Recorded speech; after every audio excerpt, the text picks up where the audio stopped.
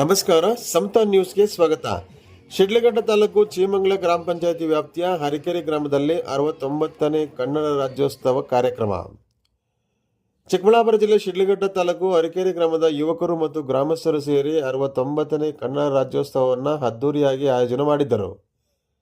ಈ ರಾಜ್ಯೋತ್ಸವದ ಅಂಗವಾಗಿ ಮಹಿಳೆಯರಿಗೆ ರಂಗೋಲಿ ಸ್ಪರ್ಧೆ, ಮ್ಯೂಸಿಕಲ್ ಚೇರ್ಸ್ ಮುಂತಾದ ಸ್ಪರ್ಧೆಗಳನ್ನು ಏರ್ಪಡಿಸಿ ಗೆದ್ದವರಿಗೆ ಬಹುಮಾನಗಳನ್ನು ವಿತರಿಸಿದರು. ಈ ಬಹುಮಾನಗಳನ್ನು ಮಾಜಿ ತಾಲೂಕ್ ಪಂಚಾಯಿತಿ ಸದಸ್ಯರಾದ ಜಿ ಮುನ್ರಾಜು ಹಾಗೂ ಸರ್ಕಾರಿ ಶಿಕ್ಷಕರ ಸಂಘದ ಮಾಜಿ ಅಧ್ಯಕ್ಷರಾದ CM ಮುನ್ರಾಜು ಹಾಗೂ ರೈತ ಸಂಘದ ಮುಖಂಡರುಗಳು ಬಹುಮಾನಗಳನ್ನು ವಿತರಿಸಿದರು. ಶಾಲಾ ಮಕ್ಕಳಿಂದ ಸಾಂಸ್ಕೃತಿಕ ಕಾರ್ಯಕ್ರಮಗಳು ಹಮ್ಮಿಕೊಂಡಿದ್ದರು. ಸಮಾರಂಭದಲ್ಲಿ ಗ್ರಾಮದ ಮುಖಂಡರಾದ ಕೋದಂಡ ರಾಮಚಾರಿ, ಹಾಲು ಉತ್ಪಾದಕರ ಸಹಕಾರ ಸಂಘದ ಅಧ್ಯಕ್ಷರಾದ ನಾಗರಾಜು, ಕಾರ್ಯದರ್ಶಿ ಶರಣ್, ಗ್ರಾಮ ಪಂಚಾಯಿತಿ ಅಭಿವೃದ್ಧಿ ಅಧಿಕಾರಿ ತನ್ವೀರ್ ಅಹ್ಮದ್, ರೈತ ಸಂಘದ ಜಿಲ್ಲಾ ಕಾರ್ಯದರ್ಶಿ ಪ್ರತೀಶ್, ತಾಲೂಕು ಅಧ್ಯಕ್ಷರಾದ ಮುನೇಗೌಡ, ಅರಕೇರಿ ಗ್ರಾಮದ ಯುವ ಮುಖಂಡರಾದ ಸಂತೋಷ್, ಮಂಜುನಾಥ್, ಮಹೇಶ್, ಊರಿನ ಗೌಡ ಆಂಜಿನಪ್ಪ, ಬಚ್ಚರೆಡ್ಡಿ ಕಾರ್ಯಕ್ರಮದಲ್ಲಿ ಮುಖ್ಯ ಅತಿಥಿಗಳನ್ನು ಸ್ವಾಗತಿಸಿ ಚಂದ್ರು ನಿರೂಪಣೆ ಮಾಡಿದರು. ಇನ್ನೂ ಹಲವಾರು ಗ್ರಾಮಸ್ಥರು, ಯುವಕರು ಹಾಜರಿದ್ದರು. ಪಂಚಾಯತಿ ಸದಸ್ಯರಾದ ಶ್ರೀನಿವಾಸ್, ವೆಂಕಟೇಶ್ ಇತರರು ಹಾಜರಿದ್ದರು. ಪ್ರಧಾನ ಸಂಪಾದಕರು ಹರಿಕೆರೆ ಮುನ್ರಾಜ್, ಸಮತಾ ನ್ಯೂಸ್ ವರದಿ. ಪ್ರಧಾನ ಸಂಪಾದಕರು ಹರಿಕೆರೆ ಮುನ್ರಾಜ್, ಸಮತಾ ನ್ಯೂಸ್ ಶಿಡ್ಲಘಟ್ಟ. ಅವರಿಗೆ ಮತ್ತೆ ಈ ಗ್ರಾಮದ ಎಲ್ಲ ಗಣ್ಯರಿಗೆ ಇಂತಹ ಒಂದು ಸುಂದರವಾದ ಒಂದು ಕಾರ್ಯಕ್ರಮವನ್ನು ಆಯೋಜಿಸಿದ್ದೀರಾ.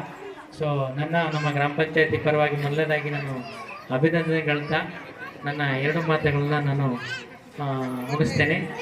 ಮತ್ತೊಮ್ಮೆ ಎಲ್ಲರಿಗೂ ಕನ್ನಡ ರಾಜ್ಯೋತ್ಸವ ಶುಭಾಶಯಗಳನ್ನ ಹೇಳ್ತಾ ಎಲ್ಲರೂ ಒಂದೇ ಒಕ್ಕಲಿನಿಂದ ಹೇಳಬೇಕು, ಜೈ ಕರ್ನಾಟಕ ಮಾತೆ, ಜೈ ಕನ್ನಡಾಂಬೆ, ಜೈ ಕರ್ನಾಟಕ ಮಾತೆ, ಜೈ ಕನ್ನಡಾಂಬೆ.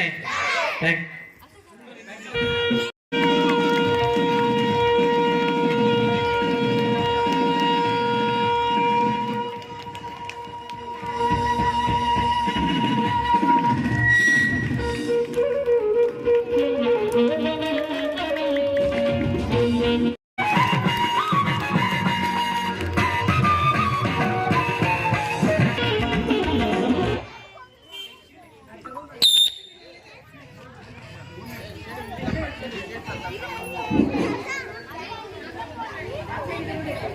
ಓಕೆ,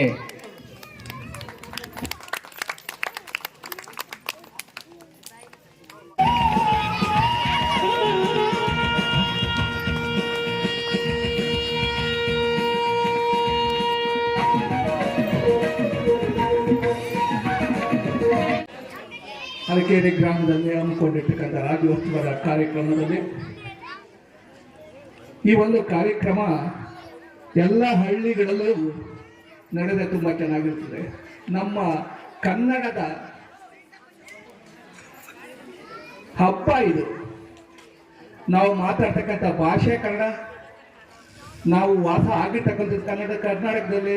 ನಾವೆಲ್ಲರೂ ಕೂಡ ಕನ್ನಡವನ್ನ ಎಷ್ಟು ಪ್ರೀತಿಸ್ತೀವಿ ಅಂತಂದ್ರೆ ಅದನ್ನ ತೋರಿಸ್ಕೊಡೋದಕ್ಕೆ ಇದೊಂದು ವೇದಿಕೆ. ಹೇಳ್ತೀರಾ, ನಮ್ಮ ಕನ್ನಡ ಭಾಷೆಯಲ್ಲಿ ಅತ್ಯಂತ ಹೆಚ್ಚಿನ ಜ್ಞಾನಪೀಠ ಪ್ರಶಸ್ತಿಗಳನ್ನು ಪಡೆದಿರ್ತಕ್ಕಂಥದ್ದು ನಮ್ಮ ಕನ್ನಡ ಭಾಷೆ, ನಮ್ಮ ಕನ್ನಡದ ಕವಿಗಳು. ಅನ್ನೋದನ್ನ ನೀವು ಅರ್ಥ ಮಾಡ್ಕೊಳ್ರಿ.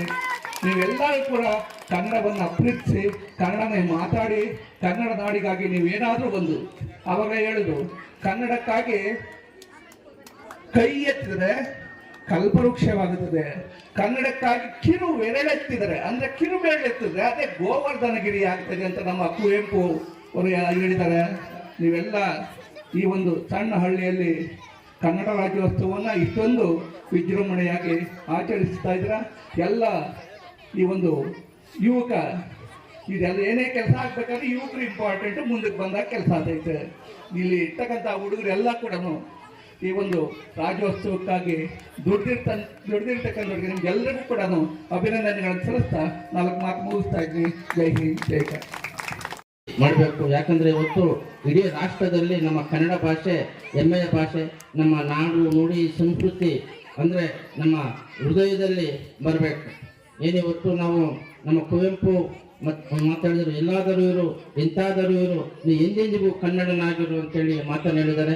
ಮತ್ತೆ ಇವತ್ತೇನು ನಮ್ಮ ಕನ್ನಡ ಶಾಲೆಯಲ್ಲಿ ಇರ್ತಕ್ಕಂಥ ಕನ್ನಡ ಮಾಧ್ಯಮದಲ್ಲಿ ಬರ್ತಕ್ಕಂಥ ಮಕ್ಕಳು ಇವತ್ತು ತಾಲೂಕಿಂದ ಹಿಡಿದು ಜಿಲ್ಲೆ ರಾಜ್ಯ ಮಟ್ಟದಲ್ಲಿ ಇರ್ತಕ್ಕಂಥ ಪ್ರಮುಖ ಘಟ್ಟದ ಅಧಿಕಾರಿಗಳೇ ಕನ್ನಡ ಶಾಲೆಯಲ್ಲಿ ಓದಿರ್ತಕ್ಕಂಥ ಅವರನ್ನು ಕೇಳ್ತಾ ಹೆಮ್ಮೆ ಪಡಕ್ಕೆ ಇಷ್ಟಪಡ್ತೀನಿ. ಹೇಳಿದ್ರು ಅತ್ಯಂತ ಪ್ರಾಚೀನ ಶಾಸನ ಅಲ್ಮಿಡಿ ಶಾಸನ ಅಂತ. ಯಾವ್ದದು? ಅದು ನಮಗೆ ಕನ್ನಡಿಗರಿಗೆ ಸಿಕ್ಕಿತ್ತು ಕ್ರಿಸ್ತ ಶಕ 450ರಲ್ಲಿ. ಅಂದ್ರೆ ಆ ಶಾಸನದ ಪ್ರಕಾರ ಕರ್ನಾಟಕಕ್ಕೆ 1500 ವರ್ಷಗಳ ಇತಿಹಾಸ ಇದೆ ಅಂತ ಅದರ ಅರ್ಥ. ಎಷ್ಟು ವರ್ಷ ಇತಿಹಾಸ ಇದೆ? 1500 ವರ್ಷಗಳ ಈ ರಾಜ್ಯಕ್ಕೆ ಇತಿಹಾಸ ಇದೆ, ಕನ್ನಡಕ್ಕೆ ಅಂತ ಅದರ ಅರ್ಥ. ನಾನು ಇನ್ನೊಂದು ಹೆಜ್ಜೆ ಮುಂದೆ ಹೋಗಿ ಹೇಳ್ತೀನಿ. ಇತ್ತೀಚೆಗೆ ಕ್ರಿಸ್ತ ಪೂರ್ವ 230 ಅಶೋಕನ ಬ್ರಹ್ಮಗಿರಿ ಶಾಸನ ಕೂಡ ಲಭ್ಯ ಆಗಿದೆ ಅಂತೇಳಿ ಮೊನ್ನೆ ನಾನೊಂದು ಕಡೆ ಓದ್ದೆ. ನಾನು ಅಶೋಕನ ಬ್ರಹ್ಮಗಿರಿ ಶಾಸನ ಕ್ರಿಸ್ತ ಪೂರ್ವ 230. ಇದು ಬಹುಶಃ ಯಾರಾದರೂ ಮಕ್ಕಳು ಜನರಲ್ ನಾಲೆಡ್ಜ್ ಎಕ್ಸಾಮ್ಗೆ ಅಥವಾ ಡಿಗ್ರಿ ಆಗಿರೋರು ಯಾರಾದರೂ ಎಕ್ಸಾಮ್ಗಳು ತಗೊಂಡು ತುಂಬಾ ಉಪಯೋಗ ಆಗ್ಬೋದು.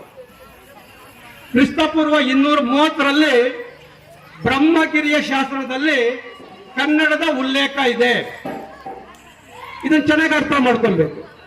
ಈ ಒಂದು 2300 ವರ್ಷಗಳಲ್ಲಿ ನಮ್ಮನ್ನು ಆಳಿದಂತಹ ಅನೇಕ ಕನ್ನಡದ ರಾಜವಂಶಗಳು, ಒಂದಲ್ಲ ಎರಡಲ್ಲ ಮೂರಲ್ಲ, ಅನೇಕ ರಾಜವಂಶಗಳು ನಿಮ್ಗೆ ಗೊತ್ತಿರಬಹುದು. ಗಂಗರು, ಕದಂಬರು, ರಾಷ್ಟ್ರಕೂಟರು, ವಿಜಯನಗರದ ಅರಸರು, ಕೆಳದಿ ಅರಸರು, ಆನಂತರ ಮೈಸೂರಿನ ಅರಸರು, ಹೀಗೆ ಅನೇಕ ರಾಜವಂಶಗಳು ಈ ರಾಜ್ಯಕ್ಕೆ ಒಂದು ಇತಿಹಾಸವನ್ನು ಕೊಟ್ಟರು, ಒಂದು ಸಂಸ್ಕೃತಿಯನ್ನು ಕೊಟ್ಟರು, ಒಂದು ಪರಂಪರೆಯನ್ನು ಕೊಟ್ಟರು. ಈ ರಾಜ ಮಹಾರಾಜರೆಲ್ಲಾನು ಅವರು ಕನ್ನಡಕ್ಕಾಗಿರಬಹುದು, ಕನ್ನಡ ಭಾಷೆಗಾಗಿರಬಹುದು, ಲಲಿತ ಕಲೆಗಳಿಗಿರಬಹುದು, ಶಿಲ್ಪ ಕಲೆಗಳಿಗಿರಬಹುದು, ಇವತ್ತು ಕೂಡ ನಮ್ಮ ರಾಜ್ಯದಲ್ಲಿ ಬೇಲೂರು ಇರ್ಬೋದು, ಹಳೇಬೇಡಿ ಇರ್ಬೋದು, ಈ ರೀತಿ ವಿಶ್ವವಿಖ್ಯಾತವಾದಂತಹ ಶಿಲ್ಪ ಕಲೆಗಳು, ಈ ದೇಶದಲ್ಲಿ ಹುಟ್ಟಿದಂತ ಜಕಣಾಚಾರಿ ಕೆತ್ತಿದಂತಹ ಶಿಲ್ಪಗಳು ಇವತ್ತಿಗೆ ಕೂಡ ವಿಶ್ವವಿಖ್ಯಾತ ಆಗಿದ್ದಾವೆ. ಇದನ್ನ ನೀವು ಯೋಚನೆ ಮಾಡಿ. ನಾವು ಕನ್ನಡಿಗರು ಎಷ್ಟೊಂದು ಪುಣ್ಯವಂತರು ಅಂತ ಮಾಸ್ಟರ್ ಹೇಳಿದ್ರು. ಈ ರಾಜ್ಯಕ್ಕೆ 8 ಜ್ಞಾನಪೀಠ ಪ್ರಶಸ್ತಿಗಳು ಬಂತು ಅಂತೇಳಿ. ಯಾವುದೇ ಪ್ರಾದೇಶಿಕ ಭಾಷೆಯಲ್ಲಿ ಇಷ್ಟೊಂದು ಬಂದಿಲ್ಲ. ಯಾವುದು ಬಂದಿದೆ? ಹಿಂದಿಯಲ್ಲಿ ಬಂದಿದೆ. ಹಿಂದಿಯಲ್ಲಿ ಬಂದಿದೆ. ಅದು ಪ್ರಾದೇಶಿಕ ಭಾಷೆ ಅಲ್ಲ, ಅದು ಭಾರತವನ್ನು ಸಂಪರ್ಕಿಸುವಂತಹ ಭಾಷೆ. ಈಗ ನಾನು ನಿಮ್ಮನ್ನು ಕೇಳ್ತೀನಿ, ಈಗ ಇಂಗ್ಲಿಷ್ ಅಂತಿದೆಯಲ್ಲ, ಇಂಗ್ಲಿಷ್ ಜನಸಂಖ್ಯೆ ಎಷ್ಟೇ ಇದೆ ಅಂದ್ರೆ ಕೇವಲ ನಮ್ಮ ಕರ್ನಾಟಕದ ಜನಸಂಖ್ಯೆ ಅಷ್ಟೇ ಇರೋದು, ಒಂದು 7-8 ಕೋಟಿ ಅಷ್ಟೇ ಇರೋದು. ಆದ್ರೆ ಇವತ್ತು ಇಂಗ್ಲಿಷ್ ಅನ್ನ ಅವರು ಯಾಕೆ ಒಂದು ವಿಶ್ವವನ್ನ ಸಂಪರ್ಕಿಸುವ ಭಾಷೆಯನ್ನಾಗಿ ಮಾಡಿದ್ರು ಅಂತ ನಾವು ಯೋಚನೆ ಮಾಡಬೇಕು.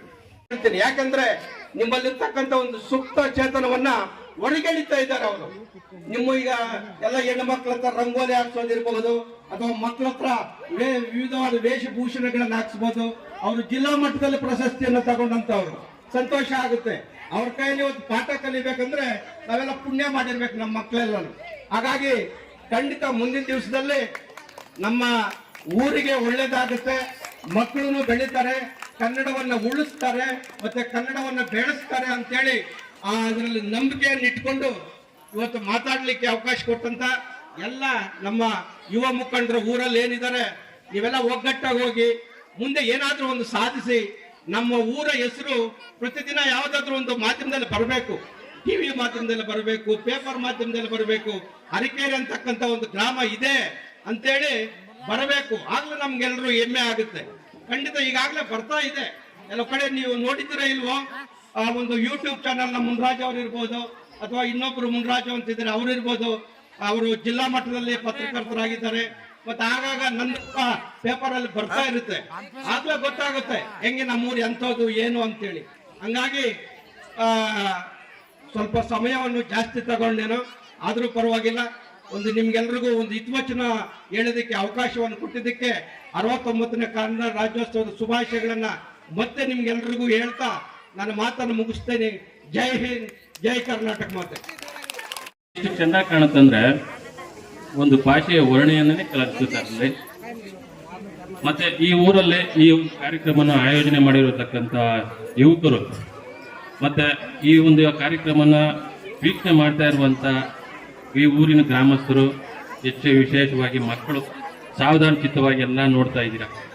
ಇದೆಲ್ಲ ನೋಡ್ತಿದ್ರೆ ಭಾಷೆಯ ಮೇಲೆ ಎಷ್ಟು ಪ್ರೇಮ ಇದೆ ಅನ್ನೋದು ನಿಮ್ಮಿಂದಲೇ ಗೊತ್ತಾಗುತ್ತೆ. ಮತ್ತೆ ಈ ಗ್ರಾಮ ಬೇರೆ ಗ್ರಾಮಗಳಿಗೆ ಮಾದರಿ ಆಗಬೇಕು. ಪ್ರತಿಯೊಂದು ಊರಲ್ಲೂ ಸಹ ಈ ಕನ್ನಡ ರಾಜ್ಯೋತ್ಸವನ್ನ ಆಚರಣೆ ಮಾಡಿದಾಗ ಪ್ರತಿಯೊಬ್ಬರಿಗೂ ಭಾಷೆಯ ಮೇಲೆ ಪ್ರೇಮ ಬೆಳೆಯುತ್ತೆ. ಮತ್ತೆ ಮಕ್ಕಳಿಗೂ ಸಹ ಈ ಒಂದು ರಾಜ್ಯದ ಕೆಲವು ವಿಚಾರಗಳು, ಈ ಒಂದು ಭಾಷೆಯ ಪ್ರೇಮವನ್ನು ಬೆಳೆಸ್ಕೊಟ್ಟಂತ ಮಹನೀಯರು, ಅವ್ರು ನೆನೆಸ್ಕೊಂಡಾಗ ತುಂಬಾ ರೋಮಾಂಚನ ಆಗುತ್ತೆ. ರೈತರ ಪರವಾಗಿ ಸಹ ಅವರು ಮಾಡಿದ್ರು. ನಂದಿನಿ ಹಾಲಿಗೆ ಆ ಒಂದು ನಂದಿನಿ ಸಂಸ್ಥೆಯಲ್ಲಿ ಅಂಬಾಸಿಡರ್ ಆಗಿ ಅವರು ಕೆಲಸ ಮಾಡ್ತಿದ್ದಾಗ ಆ ಒಂದು ಅಡ್ವರ್ಟೈಸ್ಮೆಂಟ್ ಏನಂದ್ರೆ ಆ ಹಾಲಿನ ಉತ್ತಮ ಗುಣವನ್ನ ವ್ಯಕ್ತಪಡಿಸಬೇಕಾದ್ರೆ ಆ ಮಾಧ್ಯಮದಲ್ಲಿ ಬರ್ತದೆ. ಆ ಮಾಧ್ಯಮದಲ್ಲಿ ಅವರು ಅಭಿನಯಿಸಿ ತೋರಿಸಿದಾಗ ಆ ಸಂಸ್ಥೆಯಿಂದ ಒಂದು ನಯ ಪೈಸೆ ಸಹ ಅವರು ಹಣವನ್ನು ಪಡ್ಕೊಳ್ಳಿಲ್ಲ. ಅವರು ಅಷ್ಟು ನಿಷ್ಕಲ್ಮಸದಿಂದ ಅವರು ಸೇವೆ ಮಾಡಿದಂತ ಈ ರಾಜ್ಯಕ್ಕೆ ಕೊಡುಗೆಗಳು. ರಾಜ್ಯೋತ್ಸವದ ಅಂಗವಾಗಿ ಒಂದು ಅರಕೇರಿ ಗ್ರಾಮದಲ್ಲಿ ಒಂದು ಕಿರು ಸನ್ಮಾನವನ್ನು ಸ್ವೀಕರಿಸಬೇಕು ಅಂತ ಹೇಳುತ್ತಾ ಒಂದು ಕನ್ನಡ ರಾಜ್ಯೋತ್ಸವದ ಪರವಾಗಿ ಒಂದು ಕಿರು ಸನ್ಮಾನವನ್ನ ಮಾಡಲಿದ್ದಾರೆ. ಈ ಒಂದು ಕಿರು ಸನ್ಮಾನವನ್ನ